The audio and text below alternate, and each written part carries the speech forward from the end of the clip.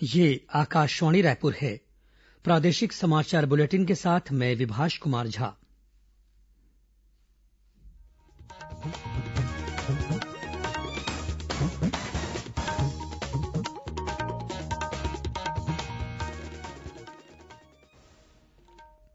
और अब पेश हैं आज के मुख्य समाचार।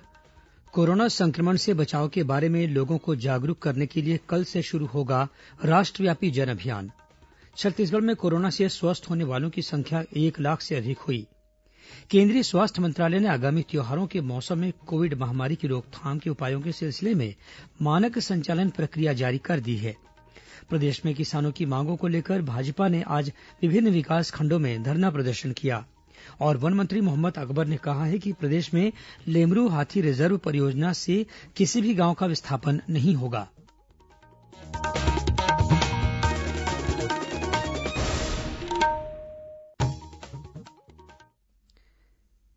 कोविड-19 महामारी के खिलाफ देश एकजुट होकर लड़ रहा है। आप भी हमारे साथ सुरक्षा और बचाव के 3 आसान एहतियाती उपायों का संकल्प लें। पहला उपाय, जब भी घर से बाहर निकलिए मास्क को अवश्य पहनिए। दूसरा उपाय, बाजार या भीड़भाड़ वाली किसी भी जगह पर जाएं तो लोगों से 2 गज की सुरक्षित दूरी हमेशा बनाए रखें। और तीसरा उपाय, अपने हाथों को समय समय पर साबुन और पानी से अच्छी तरह धोते रहें। ये 3 आसान उपाय अपनाकर आप कोरोना को हरा सकते हैं।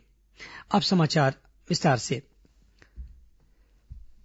केंद्रीय मंत्रिमंडल ने आज लगातार लोकतांत्रिक रूप से चुनी हुई सरकार के प्रमुख रूप में 20वें वर्ष में प्रवेश करने पर प्रधानमंत्री नरेंद्र मोदी को बधाई दी है।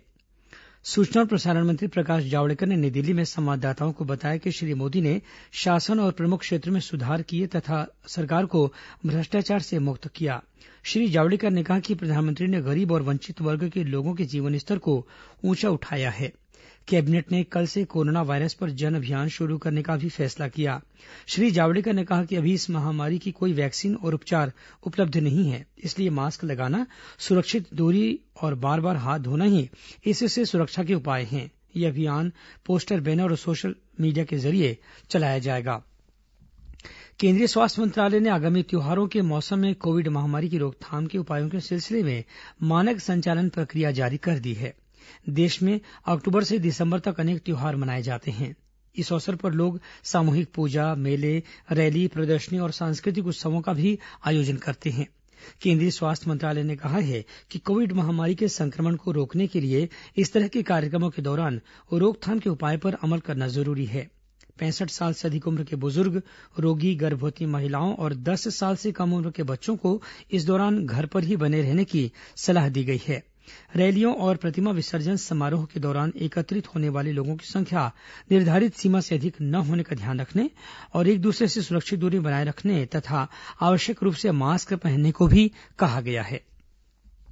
इधर छत्तीसगढ़ में कोरोना संक्रमण को ध्यान में रखते हुए आने वाले सभी त्योहारों के दौरान लोगों के लिए राज्य सरकार ने विशेष दिशा निर्देश जारी किए हैं।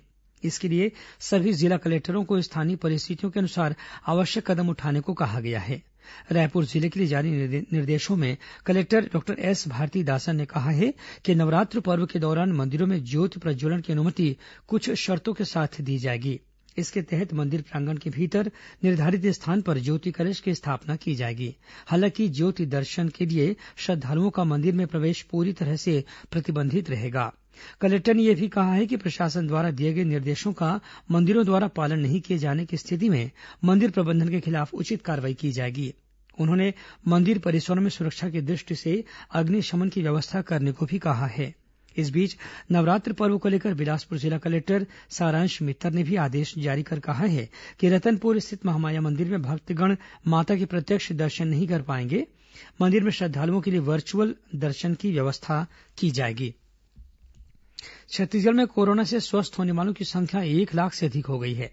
राज्य सरकार द्वारा संचालित कोविड अस्पतालों, कोविड केयर सेंटरों, निजी अस्पतालों और होम आइसोलेशन से इलाज के बाद प्रदेश में कोरोना के मरीज तेजी से स्वस्थ हो रहे हैं। प्रदेश में अब तक 1,05,51 मरीज कोरोना को मात दे चुके हैं। इनमें विभिन्न अस्पतालों और कोविड केयर सेंटर में ठीक हुए 58,000 और होम आइसोलेशन में स्वस्थ हुए लगभग 43,000 मरीज शामिल हैं। कोरोना की जंग जीतने वाले मरीजों की संख्या तेजी से बढ़ने के कारण प्रदेश में मरीजों के स्वस्थ होने की दर 78% हो गई है। वहीं मृत्यु दर 0.58 6.8% हो गया है। इस बीच राज्य के स्वास्थ्य मंत्री टीएस सिंहदेव ने कहा है कि कोरोना संक्रमण की श्रृंखला को तोड़ने और इस महामारी से बचने के लिए लोगों को सावधानी बरतना बहुत जरूरी है।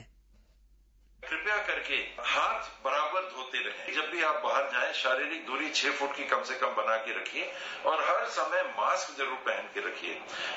दोनों लोगों ने मास्क पहना है तो 90% बचाव हो जाता है केवल मास्क पहनने से। तो हाथ धोना, शारीरिक दूरी रखना और मास्क पहनना, ये अगर आप अपनाते हैं तो कोरोना से आप भी बचे रह सकते हैं, आपका परिवार बचा रह सकता है। छत्तीसगढ़ में हम कोरोना को फैलने से रोक सकते हैं। प्रदेश में कोरोना संक्रमण से बचाव के लिए लोगों को जागरूक करने के लिए विभिन्न जिलों में अभियान चलाए जा रहे हैं।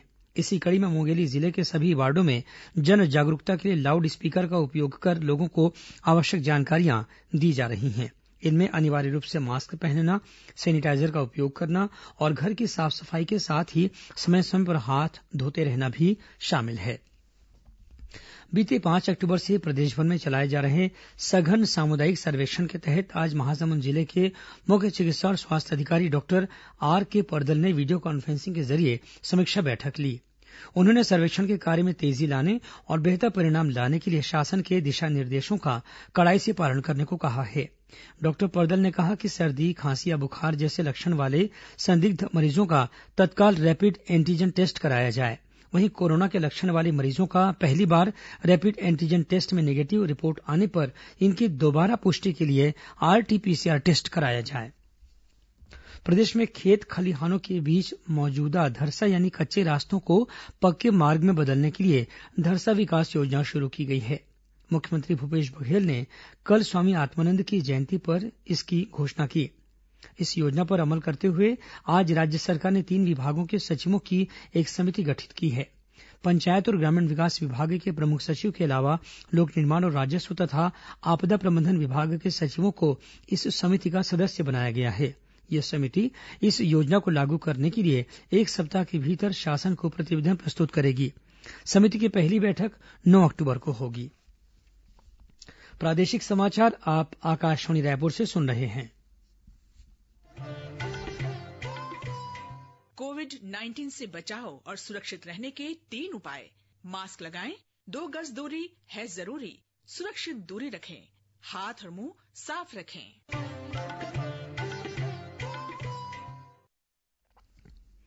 और अब आगे बढ़ते हैं बाकी के समाचारों की ओर। प्रदेश में किसानों की विभिन्न मांगों को लेकर भाजपा ने आज विभिन्न विकास खंडों में धरना प्रदर्शन किया। रायपुर में हुए प्रदर्शन में प्रदेश भाजपा अध्यक्ष विष्णुदेव साय, रायपुर के लोकसभा सांसद सुनील सोनी, पार्टी विधायक बृजमोहन अग्रवाल, अजय चंद्राकर, पूर्व विधायक राजेश मूणत सहित अन्य वरिष्ठ पदाधिकारी शामिल हुए। उधर बिल्हा विकासखंड के धरना प्रदर्शन में नेता प्रतिपक्ष धरमलाल कौशिक शामिल हुए।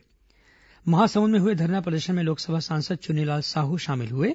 उन्होंने राज्य सरकार पर किसानों की उपेक्षा का आरोप लगाया। वहीं कवर्धा में हुए प्रदर्शन में राजनांदगांव लोकसभा के पूर्व सांसद अभिषेक सिंह शामिल हुए। उन्होंने राज्य सरकार पर किसानों से वादाखिलाफी का आरोप लगाया। प्रदर्शन के दौरान कार्यकर्ताओं को संबोधित करते हुए पार्टी नेताओं ने कहा कि राज्य सरकार ने किसानों से जो वादा किया था उसे अभी तक पूरा नहीं किया गया है। इस वजह से प्रदेश के किसान दुखी और परेशान हैं। दुर्ग जिले के मचांदुर में पिछले दिनों एक किसान द्वारा आत्महत्या के लिए भी भाजपा नेताओं ने राज्य सरकार को जिम्मेदार ठहराया।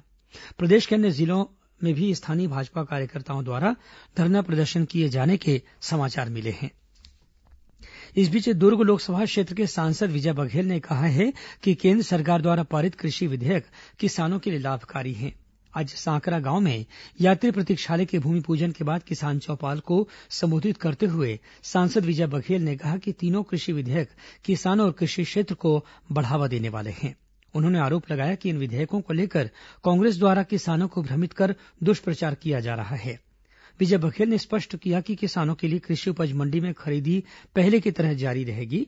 उन्होंने कहा कि केंद्र सरकार ने 24 फसलों का न्यूनतम समर्थन मूल्य तय कर दिया है। श्री बघेल ने कहा कि किसान चाहे मंडी में या बाहर जहां भी उन्हें अधिक दाम मिले वहां अपनी फसल बेच सकते हैं। साथ ही नए कानून के अनुसार किसान फसल का भंडारण भी कर सकते हैं। वन मंत्री मोहम्मद अकबर ने कहा है कि प्रदेश में लेमरू हाथी रिजर्व परियोजना से किसी भी गांव का विस्थापन नहीं होगा और किसी के निजी या सामूहिक वनाधिकार पर भी कोई प्रभाव नहीं पड़ेगा। उन्होंने मनुष्य और हाथी के बीच संघर्ष की आशंका को निराधार बताते हुए कहा कि लेमरू हाथी रिजर्व परियोजना से ऐसे किसी भी संघर्ष को रोकने में मदद मिलेगी। श्री अकबर ने यह भी कहा कि इस हाथी रिजर्व का गठन संरक्षण रिजर्व के रूप में किया जा रहा है। उन्होंने कहा कि रिजर्व क्षेत्र में आने वाली बसाहटों के विकास के लिए अतिरिक्त धनराशि दी जाएगी, जिससे मानव हाथी नियंत्रण पर और बेहतर ढंग से प्रयास किया जा सकेगा। सुकमा जिले में आज सुरक्षा बलों ने 2 माओवादियों को गिरफ्तार किया है। मिली जानकारी के अनुसार आज सुबह कोबरा बटालियन के जवान नरसापुरम कैंप से रायगुड़ा और लच्छीपारा की ओर तलाशी अभियान पर निकले हुए थे। इसी दौरान रायगुड़ा के जंगल में सुरक्षा जवानों को 2 माओवादियों की जानकारी मिली। इन दोनों को घेराबंदी कर पकड़ लिया गया। इनमें से एक माओवादी पुलनपाड़ और दूसरा रायगुड़ा का निवासी है। इन दोनों पर सुरक्षा बलों पर हमला करने सहित अन्य हिंसक घटनाओं में शामिल रहने का आरोप है। मछली पालन विभाग की ओर से स्पष्ट किया गया है कि विभिन्न समाचार पत्रों में प्रकाशित खबरों से मालूम हुआ है कि कुछ संस्थाओं द्वारा रायपुर जिले के किसानों से मछली पालन के लिए बड़ी धनराशि लेकर अनुबंध और निवेश करने की बात कही जा रही है। साथ ही मछली पालकों को निश्चित मासिक आय का प्रलोभन भी दिया जा रहा है। मछली पालन विभाग के उप संचालक ने स्पष्ट किया है कि विभाग द्वारा ऐसी किसी भी गतिविधि का समर्थन या प्रोत्साहन नहीं किया जा रहा है और न ही विभाग का ऐसी किसी संस्था या गतिविधि से कोई संबंध है। मछली पालन विभाग ने किसानों से ऐसे किसी भी प्रलोभन से बचने की अपील की है। 75 दिनों तक चलने वाले विश्व प्रसिद्ध बस्तर दशहरा के लिए रथ बनाने की प्रक्रिया शुरू हो गई है। इसके लिए झार उमरगांव और बेड़ा उमरगांव से करीब 100 कारीगरों को बुलाया गया है। वहीं लकड़ियां भी मंगाई जा चुकी हैं। गौरतलब है कि इस बार कोरोना संक्रमण को देखते हुए बस्तर दशहरे के आयोजन में श्रद्धालुओं की सुरक्षा के मद्देनजर कुछ बदलाव किए गए हैं।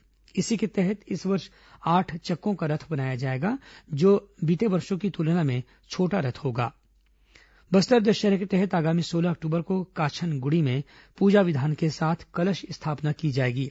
इसी दिन जोगी बिठाई और रथ परिक्रमा की रस्म भी अदा की जाएगी। इसके बाद आने वाले दिनों में बाकी रस्में अदा होंगी। वहीं 31 अक्टूबर को बस्तर दशहरा का अंतिम कार्यक्रम होगा, जिसमें मावली माता और दंतेवाड़ा से आई हुई देवी की विदाई की रस्म होगी। अगले 24 घंटों के दौरान प्रदेश में विभिन्न स्थानों पर हल्की से मध्यम बौछारें पड़ने की संभावना है। मौसम विभाग के अनुसार तटीय आंध्रप्रदेश के ऊपर एक चक्रीय चक्रवाती घेरा बना हुआ है। वहीं आंध्रप्रदेश से लेकर ओडिशा होते हुए पश्चिम बंगाल तक एक द्रोणिका भी बनी हुई है। इसके प्रभाव से कल प्रदेश के अनेक स्थानों पर हल्की से मध्यम वर्षा होने या गरज चमक के साथ छींटे पड़ने की संभावना है। वहीं दक्षिण और मध्य छत्तीसगढ़ में 1-2 स्थानों पर गरज चमक के साथ आकाशीय बिजली गिरने की चेतावनी भी दी गई है। इस बीच राजनांदगांव जिले में डोंगरगांव विकासखंड के बमनी भाटा गांव में आकाशीय बिजली गिरने से 39 मवेशियों की मौत हो गई। उधर कोरिया जिले के मुख्यालय बैकुंठपुर और आसपास के इलाकों में हुई तेज बारिश के कारण खड़ी फसल को नुकसान हुआ है। कुछ खबरें संक्षेप में। जांजगीर चांपा जिले के पलाड़ी खुर्द स्थित संयुक्त एकलव्य आवासीय विद्यालय में कक्षा 6वीं में प्रवेश के लिए ली जाने वाली चयन परीक्षा इस बार कोरोना संक्रमण की वजह से नहीं होगी। विद्यार्थियों को 4वीं कक्षा में प्राप्त अंकों के आधार पर ही प्रवेश दिया जाएगा। राजनांदगांव के बसंतपुर पुलिस ने बीती रात मोहरा हल्दी के पास नाकाबंदी कर करीब 125 किलो गांजा के साथ 5 आरोपियों को गिरफ्तार किया है। गांजे की कीमत करीब 6 लाख रुपए बताई जाती है। रायगढ़ जिले के कोतरा रोड के पास एक ट्रक ने मोटरसाइकिल सवार को टक्कर मार दी। इस हादसे में मोटरसाइकिल सवार एक महिला सहित 2 लोगों की मौत हो गई। वहीं एक अन्य व्यक्ति गंभीर रूप से घायल हो गया। दुर्ग जिला पुलिस ने अलग अलग इलाकों से 30 सटोरियों और 6 जुआरियों को गिरफ्तार किया है। इन आरोपियों के पास से लाखों रुपए की सट्टा पट्टी सहित 43,000 रुपए नकद जब्त किए गए हैं। महासमुंद जिले में बीते 24 घंटों में हुई 2 अलग अलग घटनाओं में 2 लोगों की मौत हो गई। इनमें जिले के सिंघोड़ा में एक ग्रामीण की सर्पदंश से मौत हो गई। वहीं टूरीडीह में एक मोटरसाइकिल सवार युवक को अज्ञात वाहन ने ठोकर मार दी, जिससे उसकी मौके पर ही मौत हो गई। महासमुंद जिले के एक पेट्रोल पंप में बीते 10 सितंबर को डीजल खरीदी करने के नाम पर धोखाधड़ी करके फरार हुए 2 युवकों को पुलिस ने गिरफ्तार कर लिया है। और महासमुंद में 1 अक्टूबर से चल रहे रक्तदान पखवाड़े के अंतर्गत 8 अक्टूबर को विशेष रक्तदान शिविर का आयोजन किया जाएगा। 15 अक्टूबर तक चलने वाले इस शिविर में बड़ी संख्या में लोग रक्तदान कर रहे हैं। दुर्ग के जाने माने गजल गायक प्रभंजय चतुर्वेदी ने गांधी जयंती के मौके पर बापू को श्रद्धांजलि अर्पित करते हुए छत्तीसगढ़ के 36 लोकप्रिय गायकों के साथ मिलकर गांधी जी के प्रिय भजन वैष्णव जनतु तेने कहिए की रचना की है। आइए सुनते हैं प्रदेश के इन कलाकारों का ये शानदार प्रयास।